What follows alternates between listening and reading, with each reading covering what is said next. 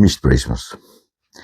Ka 20 minuta, në fakt ka një orë pas Sorollatja që ka mbaruar protesta e Berishkëve dhe Sali Berishës në datën e përcaktuar ku ishte fundi i Edi Ramës. E paralajmëruan që është fundi i tij, paralajmëruan që është finalja, e paralajmëruan që po t'ja mbante të rinjtë aty, se do përballesh dhe si gjithmonë, si për 30-ën, 40-ën, 50-ën herë, mbasi mbajti një fjalim pastaj, ku pjesa më e bukur ishte kur një gazetare e syrit e pyet që do shkosh në Strasburg, do të tregosh këtë, po jo vetëm do të tregoj këtë, apo do dështoj. Pra, çfarë pam? Pam patetizmin e fjalimeve, patetizmin jo vetëm të Sali Berishës, i cili nuk ishte as në formë, lexonte, nuk ishte i zoti as të shpikte fjalë, të përsëritte edhe në lexim, përsëritte marrëzirat e tij prej 35 vitesh, por të ishte edhe me xhirot nga dalta. Pam një aktore që as kërkush nuk e njifte, me një delir vjershëtor, duke i thënë babait vet idiot, në sarkazëm, në cinizëm, grotesk, pse kishte tërhequr sipas saj shtatoren e Enver Hoxhës, po bënte fjalë marrëzira ciklike, idiotësh, vjershëtorësh, tipike nga këto që bëjnë vjersha kështu, që kuptojnë vetëm veten e tyre, kënaqen me vjershat për idiotesh. Një djalë të ri nga Shkodra, i cili jepte leksione si kishte qenë, sa i keq kishte qenë diktatura, në kohën që ai s'kishte lindur. Shumë marrëzira të tilla, një delirant i shtëpisë lirisë, i cili sigurisht thoshte ja vdekje ja liri, se që do me thënë fjala ja vdekje ja liri në demokraci e din vetëm ai. Imagjino ja vdekje ja liri kur të lejohen që të bësh miting dhe të gjuash me Molotov kryeministrinë. Ta gjuash me efekte piroteknike, për njëkohësisht me bomba Molotov, të cilët po t'i hedhësh në trupin e njeriut e vdesin, por në trupin e tankut ai merr zjarr. Dhe sigurisht kur mbaroi fjalën Sali Berisha dhe mori flamurin, ishte urdhri për ta gjuajtur kryeministrinë. Një skenar i ditur. Këtij skenari të përgjigjen pastaj policia me mbasi u bëri thirrje, mos sillni, ju përgjigj me ato makinat e ujit edhe me gazin. Pastaj heroizmat me që njerëzit iknin që s'kishin mend të rinin më aty. Heroizmat e Luciano Boçit edhe ca deputetëve atij që manko bure me vete, Strazimirit, djalit Fariballiut. Mulno kam ka pëlqyer sonte sepse u lag edhe iku të ndrohet.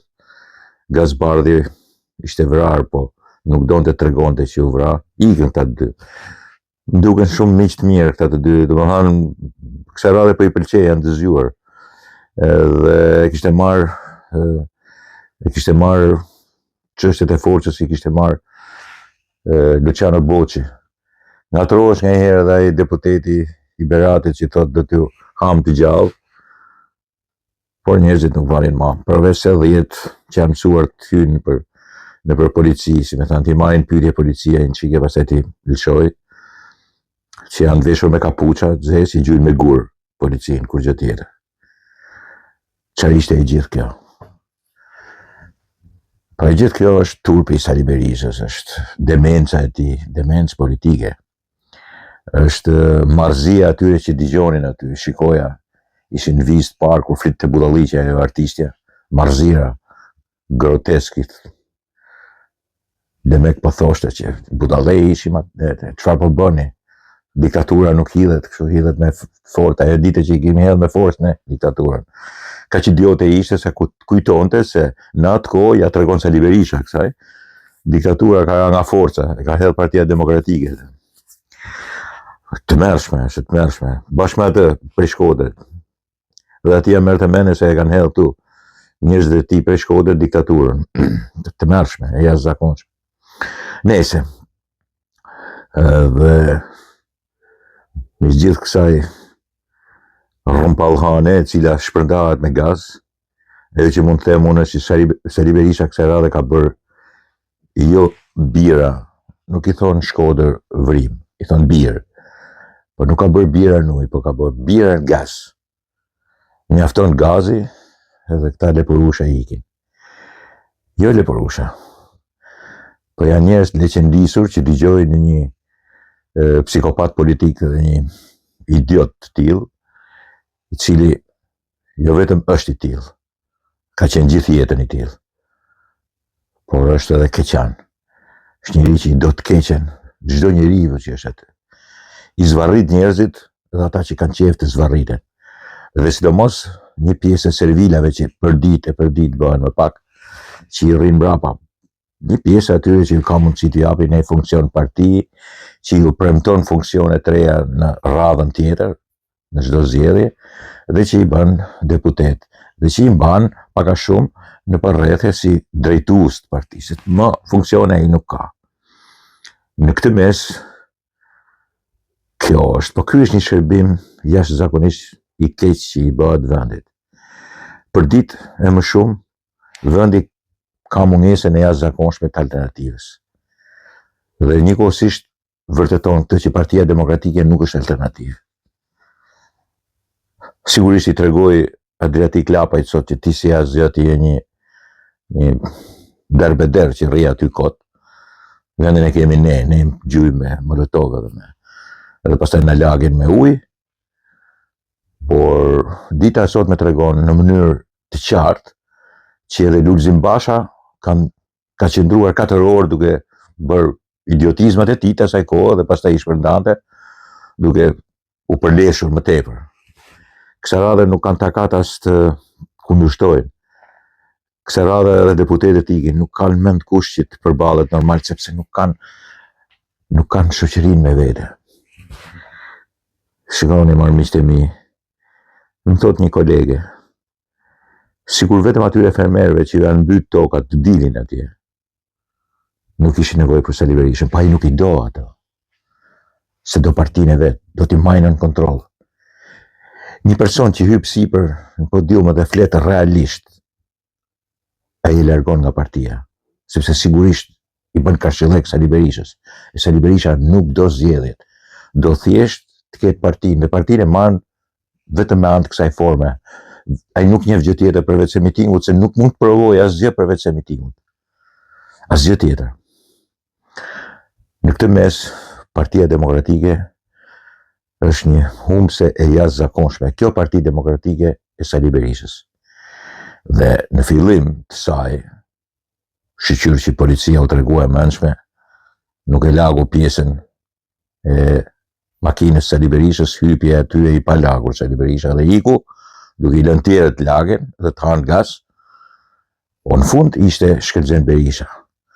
Dhe më thënë, baba dhe i biri, dombi dhe i biri, që futnin mes, ato 5.000 veta, që pastaj u bën 3, pastaj u bën 1, dhe që në fund kretë metën 250, por 50 ishin gazetarë.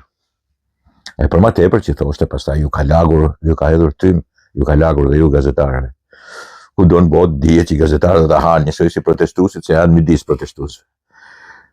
Por, ai nuk ka asnjë lloj pudori tani për të përmbajt logjikën normale të drejtuesi politik. Ai nuk e njeh më këtë logjikë. Ai njeh vetëm një logjikë. Logjikën e çmendur të një deliranti stalinist, folk bolshevik, sigurisht folk bolshevik. S'ka lidhje me urbanitetin, ai ka lidhje me prejardhjen e tij, të folklorizmit të tij, i cili sigurisht është në mënyrë në mënyrë tragjike, nuk janë gjithë njerëzit aty ashtu, kriminal mendime edhe obsesiv për të keqen që ju kërkon që t'i bëjë gjithë shoqërisë. Mirë po, ka akoma një pjesë shoqërisë që janë si Sali Berisha. I kenë rrugë, janë njësoj, edhe kjo shoqërie merr fund, përfundimisht kur ik ky individ. E kem thënë edhe herë tjera që kur të bëj ymër, Zoti, atëherë nuk do jetë më alternativë politike përballë Partisë Socialiste. Tani për tani, as Edi Ramës, as Partisë Socialiste, nuk mund t'ja heqe as kërkush pushtetin. Bile me keqardhje e them kështu. Këta të bëjnë qef sa është Edi Rama. Se ja ku po ja them, po të kishin pas kryeministre Belinda Ballukun, këta s'do kishin mundur të dilnin as në shesh. Ka shumë do t'i kishte rraur shemon brinsh ajo gruaja. Ashtu duket ajo e urt, e but, flet amël, bën si llastic poetike në të folur, po në dorën e saj këta nuk do kishin dalë kështu kaq shumë të lagur, do kishin dalë më tepër të qullur se sa të lagur. Më vjen keq për këtë vend që ka këtë alternativë. Praktikisht kjo nuk është alternativë, është një degrad i plot politik. Njësoj si degradi mendor, psiqik, filozofik dhe politik i kryetarit, folk politik, bolshevik, i shëmtuar politik që quhet Sali Berisha. I vetmi vrasës komunist i mbetur në Europë edhe në 2026.